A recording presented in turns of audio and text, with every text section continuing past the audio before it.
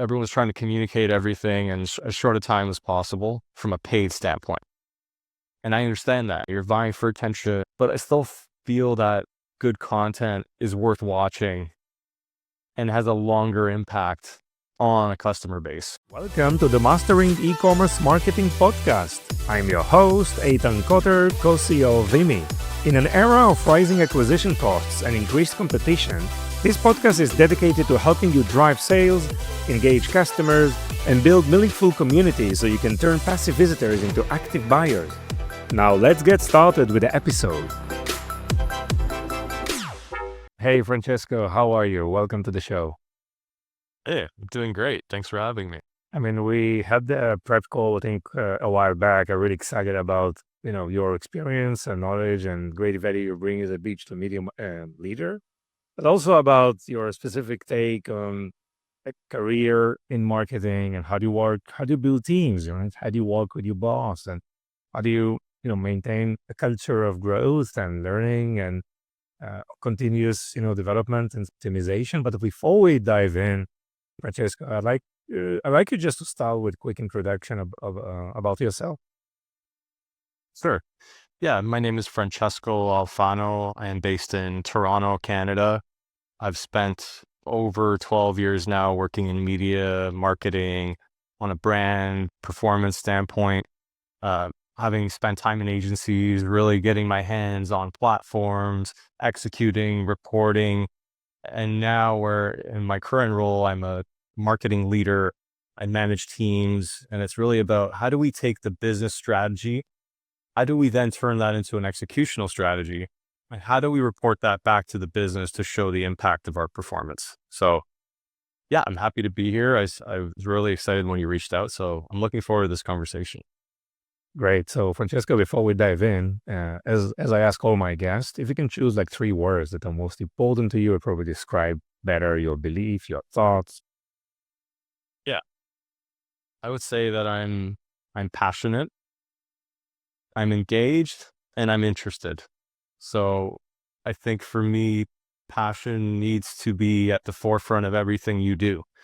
If not, you end up resenting what you're doing. You don't really push yourself. So for me, for better or worse, I am passionate about what I believe in. And I'm not afraid to have a counterpoint to the popular narrative if I believe in it and I know that it's coming from an educated place. So in marketing, I routinely have conversations with people where I'll pull up the data and the data will tell them something they don't want to hear about. But that's the facts, and I'm passionate about the truth. So I will push on that. And that extends to my personal life. Everything that I do, the relationships that I have, the interests I have, it's all based on passion. I would say engagement falls within that. So what I put my time towards, I'm very engaged in. I'm always trying to push the envelope. I'm trying to learn more. I'm trying to ask questions. And to me, I feel like engagement is something that is not always given. If you're not interested in what you're doing, you're not going to be engaged, which brings me to my third word of interested. I routinely have conversations with people in professional and personal life where I'll just ask them questions. I'm not there to force a conversation. I'm more interested in, tell me more about that. Okay, you're doing this thing and you're learning this tech. Who's the vendor? What's the platform? Often people have asked me, why are you asking this? It doesn't even pertain to you. But for me, I'm interested in understanding the bigger picture so that I know where I fit in and how we all work best together. Right. So it's just having this, I don't know anything mentality, right? And just ask questions and try to understand who it pays out. Right. So especially at the rate of development now, right? You're never going to stay up to speed on everything. So you need to humble yourself and go, who do I learn what from? And then really reach out to them and ask them as many questions as they're willing to answer. Got it. You mentioned initially company strategy. And so how do you make sure company strategy is aligned, with day-to-day team goals, right? And tasks and overall activities? I think for me, the biggest part is trying to understand what are the business goals.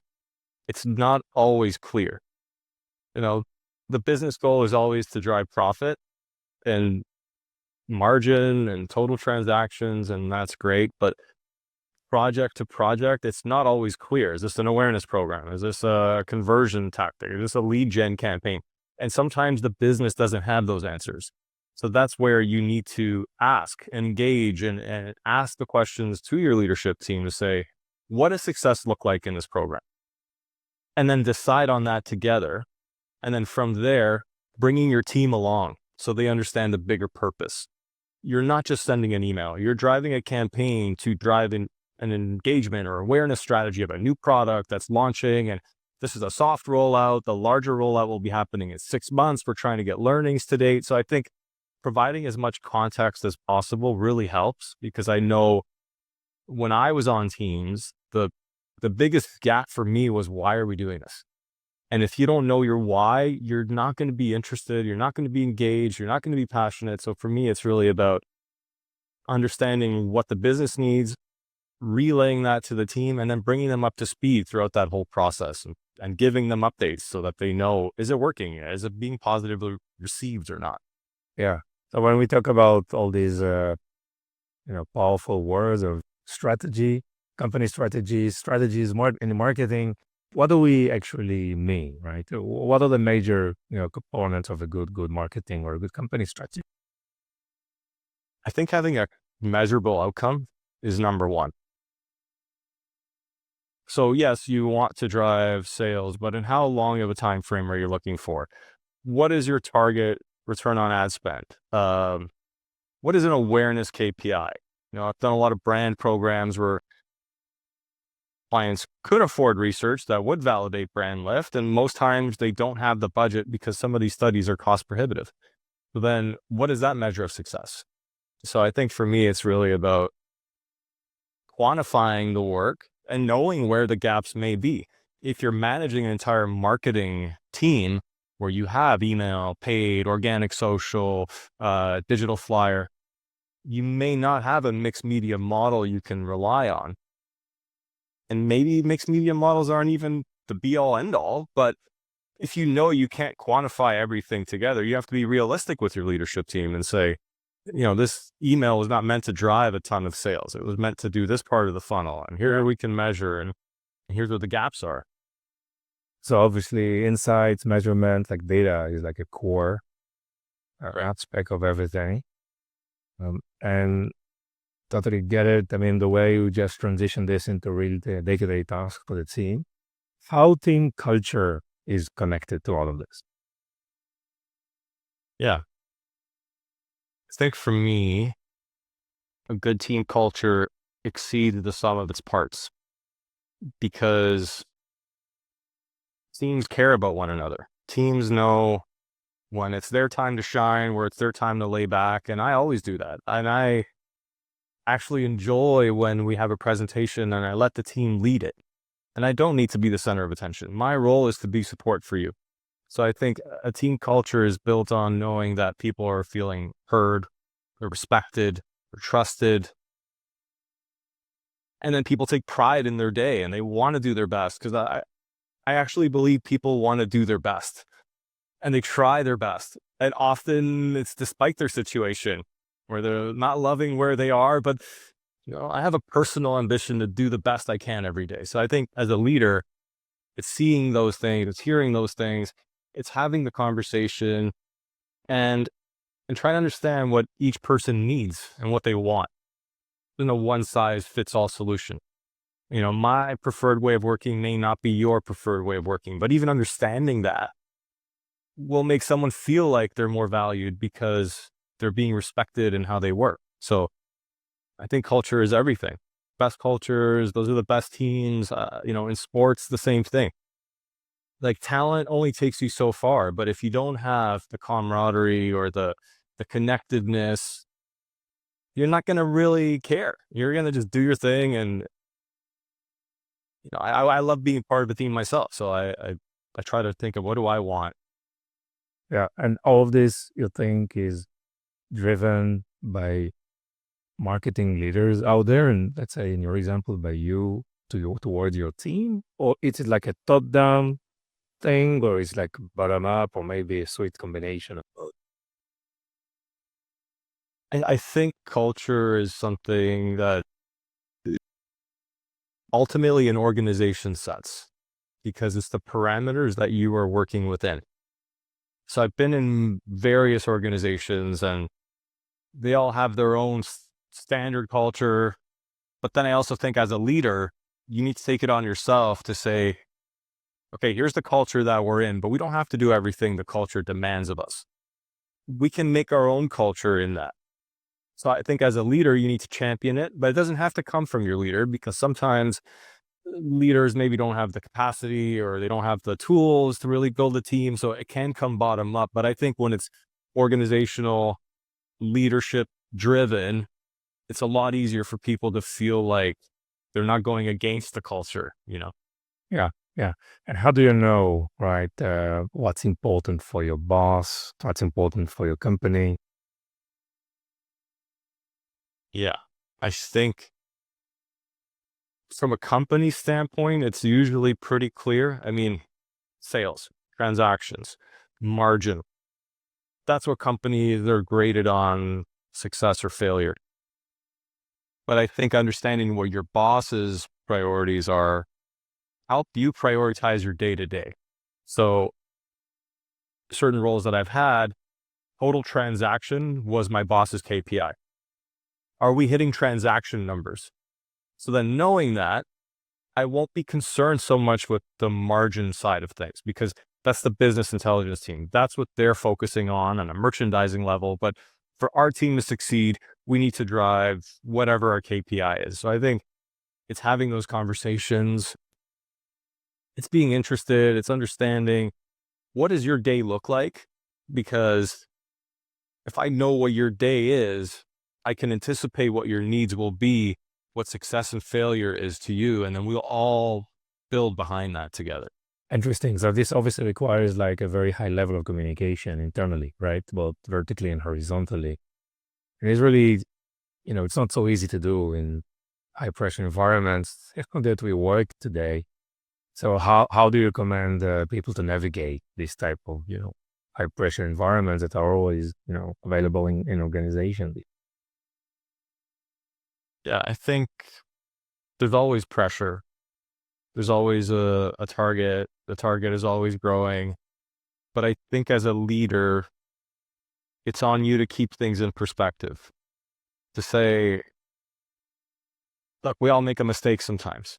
Don't beat yourself up about it. You know, and then just having that transparency whenever you are having a conversation with your team, either it's on a project basis or it's a weekly connect on a one-on-one, whatever the case may be. But I think over communicating is not a bad thing because then people know what's going on. And then as we all have, a request will come and it doesn't make sense. And you go, why am I doing this? So if you get the background to say, here's why we're doing it, here's the pieces that you don't know, it's a lot easier for people to understand their purpose. Yeah, clear. So Francesco, you talk a lot about personal brand, right? So this will be my next topic on our chat today. How your personal brands, help you in the years, from moving from agency to brand side roles, and why you think for other marketeers, listening and watching us, personal branding is so important today. Yeah, I think brand gets a bad rap, usually when it's fake. I think a lot of people want to maintain an image that isn't real. But what I really think about when I think about my own personal brand is what are people saying about me when I'm not in the room? When you and I are hanging out and I'm a potential client and you're a vendor, I'm your best friend. But then when I'm not there, what are you saying about me? And that goes beyond work, even in my personal life. I want to feel like my identity, what people think of me as is having integrity, is being honest. It's not trying to cut corners. It's having a hard conversation when neither of us are really wanting to have it, but it needs to be had. So I think for me, maintaining your brand is what are people thinking about you? What are they saying about you? And for me, I've really built my career on having integrity and being transparent. So if I would RFP a rep, for instance, when I was in my agency time, and it was a quick turnaround, I would just say, send me an Excel with your CPMs. I don't need to see the whole deck. I don't want you working till 10 p.m. at night because you might not get on this buy. And then when they're not on the buy, giving them the reason why. Okay, well, we've invested here, we've pulled budget from there. And then you leave that conversation feeling like, okay, well, we did our best, we tried what we could. Uh, and then doing that over a long period of time, that becomes your brand. Yeah. And this is something you look at. I mean, you really look to hire new members to your team, like personal branding, and it's really important. I think, marketers today, obviously it's often the job description about brand building, content creation, you're putting yourself out there. But I think it's so important, right, for you as a person, but also for the company. So it's a real advantage, right? Yeah, exactly. Yeah. How personal branding helps, the company, not just you, the company itself. I think your brand helps you in your career because people, they know what you're the expert in.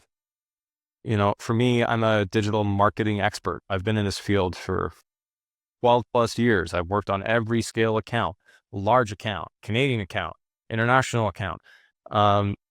So when I enter an organization, that's who I am. I'm the marketing expert. I'm in the conversations with a vice president about, here's the marketing strategy, here's the channel strategy. I'm deciding those things. I'm driving those conversations. So I think having a clear identity means people know what to reach out to you for and what you're going to take and be accountable with. Yeah. And you mentioned you've been doing this for like more than a decade. Obviously, so many things has changed, right? I mean, there is no like like a single channel that you can focus and just scale with it. I mean, those days are over. You need to be much smarter, right? Just to try to learn more about any channel, maybe operate in every channel. So, how do you see marketing evolved and kind of looking forward in an era of AI? What are your thoughts about the right mix of marketing activities, channels, where should brand should focus? Yeah, the the change has been tremendous and it's been accelerating. So every year there's more and more and more things. There's a new vendor you've never heard of, and all of a sudden they're the number one platform, and then they go away. And um, so I think for me, it's really about having a great network of people around me that I can reach out to across all forms of the industry. That helps me stay up to speed. Attending conferences helps, watching webinars, listening to podcasts. I think you need to have an appetite for knowledge now. You have to seek it out. It's not how it was 20, 30 years ago where you learn how to buy TV, you learn how to buy radio, and now you buy on a cost per point, and that's your role. You're a TV buyer. Those days are over. You need to know how to use all these platforms. You need to be able to get into the platforms, which is something that I've really done my whole career.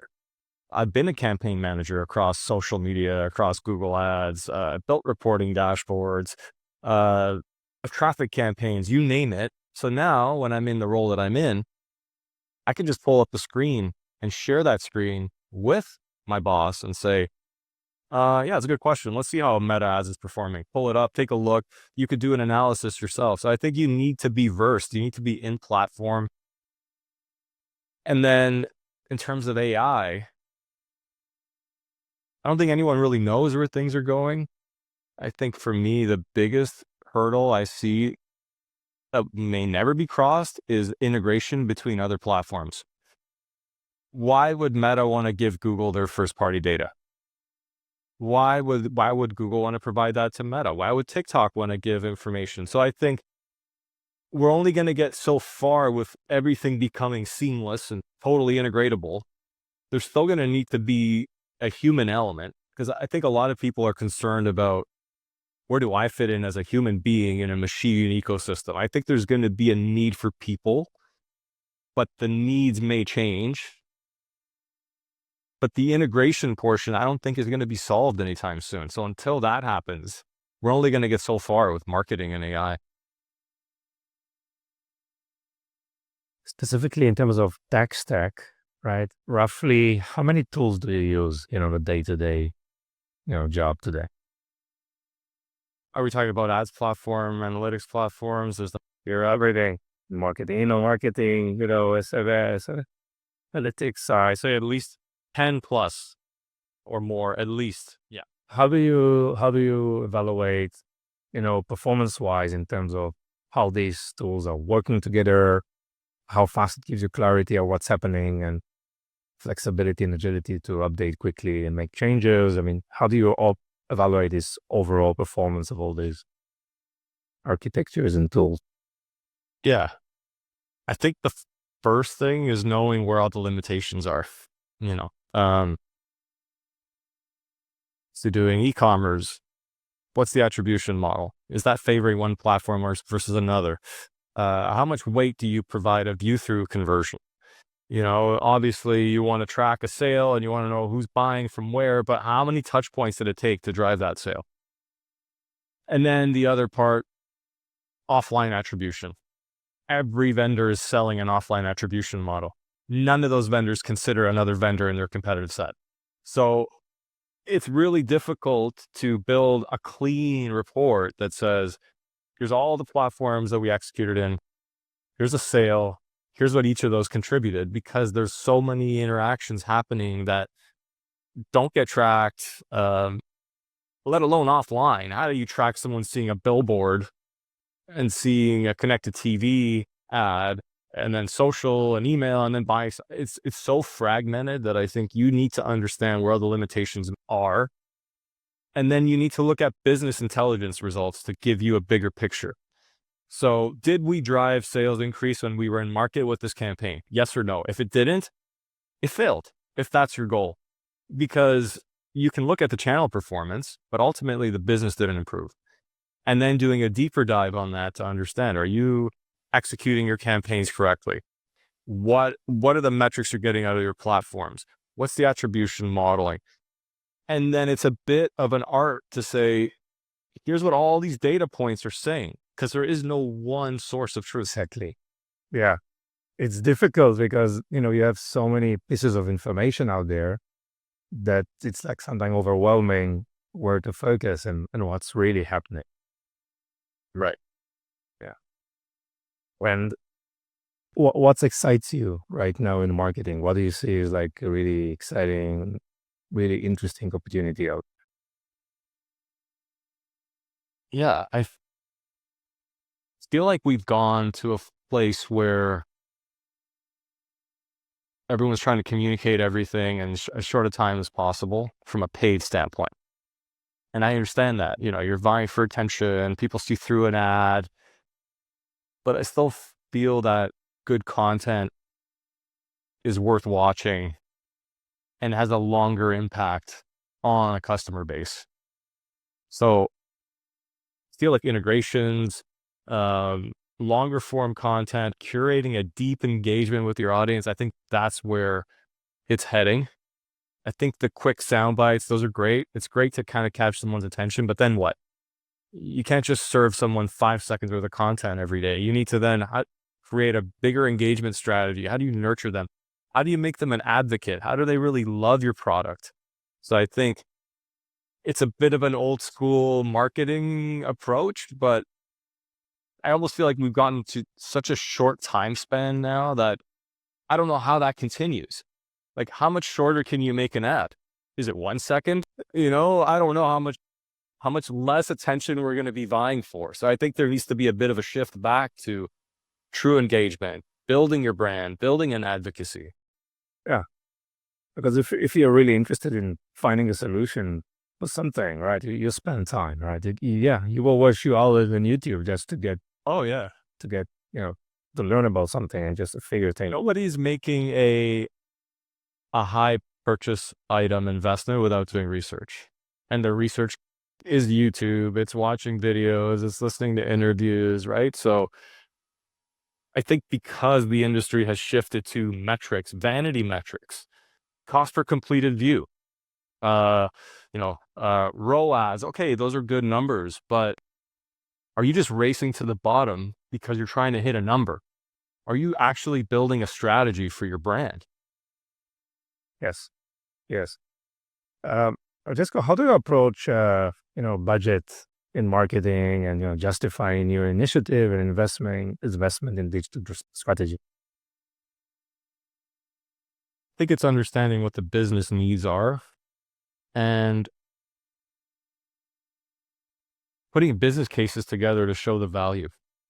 So if you're using a organic social platform, but you have no social listening capabilities and you have limitations on how many platforms, and there's so many tools you're not taking advantage of that are basically benchmarks for the industry.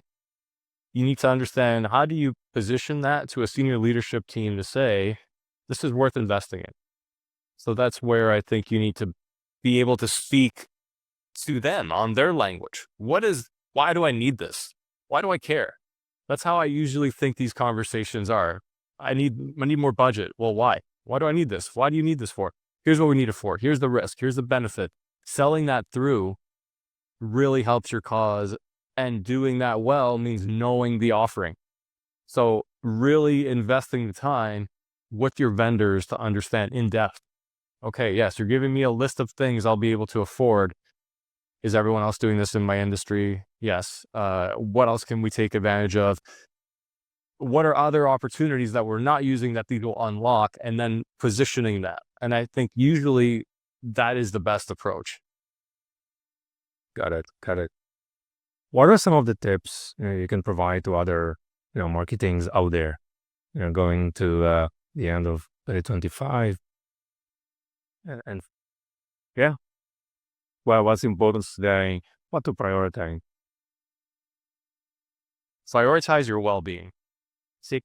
Like, because different companies have different fiscal year ends. Let's say we're following a calendar year end. November, December are nuts. Everyone is being overwhelmed. There's so many things being asked of you. You can't lose sight of yourself in that. So what I would tell people is to be honest, have those conversations. If you're feeling like you're being asked too much of, don't just say yes. I routinely say no. And I think that's a powerful word because it gives you control. Some things you can't say no to, but what you can say no to is, okay, here's 10 more requests. I don't have the bandwidth. So what needs to be negotiated away from this time? And it's a tough conversation to have because nobody wants to hear no. But sometimes if you don't hear no, you have a team of people that are burning out and you're not even aware of it. And their mental well-being is struggling. So I would say what I would advise to marketers for their year end is take care of yourself. Nice. How do you take care of yourself? Allocating time to things that I love. So I spend a lot of time with my family, my girlfriend, with friends, things that fulfill me. And that way, when I get back to work, I'm fulfilled, I'm energized, I'm ready to go, and I can give my best self. And establishing boundaries where if I'm on a vacation, somebody else needs to be able to pick up the backfill. We all should be able to do that. If you have an emergency come up, take the day. And that's what I always tell my teams are, if you need the time, I trust you know what your workload is. Just tell me. I'll rarely ever say no because life gets in the way of everything. So you need to take care of that. You need to prioritize yourself or you're not good to anybody else. Yes, just making the decision to spend time with yourself. It doesn't matter what you do. It could be movement, social, whatever the hobbies thing you do is just foundational for building resilience, right? And just moving away from burnout. And this is very important topic. For what I will think employers realize, just because you're not at your keyboard doesn't mean you're not thinking about work. A lot of my breakthroughs come when I'm not working. On the weekend, I'll be running an errand and I'll go, oh, that's what I got to do next week.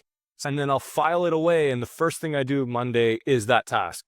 No one's paying me for that time, but I had the space from it, think clearly. And so it's counterintuitive when people see a boundary that you put in place, but then they realize, but that person's there every day and they're giving their best effort and they're doing what's asked. So I'm not comfortable with it, but they're pulling their end of the bargain, so I have to accept it. Yes, interesting. Just moving your mind to this default mode, right? When you can start, daydreaming and innovating, having those aha moments. Right. It's something happened during the weekend, and I love it. No one really pays you for that time, right? But it was a major shift doing things. Yeah, because your brain works in the background. That's what I always think. It's if I'm not really getting a resolution on something, I need to just walk away. And your brain is still going through it, but you're not conscious of it. And then when you revisit it, you go, "Oh wow, I was there the whole time." But you can't see that when you're too close to it. Great, Francesco. Thank you so much. So, how people can find you and reach out to you? LinkedIn, that's the best place to find me. Francesco Alfano, you'll see me there. And yeah, I'd love to connect, meet other marketers in the space. For me, it's always about how do I learn more? How do I inform myself? And the best way I've found to do that is through other experts in the field. So please feel free to reach out. Wonderful, Francesco. Thank you so much for your time. Really wishing you all the best, and thank you so much. Thank you very much. Appreciate it. Thank you for listening to the end of this episode.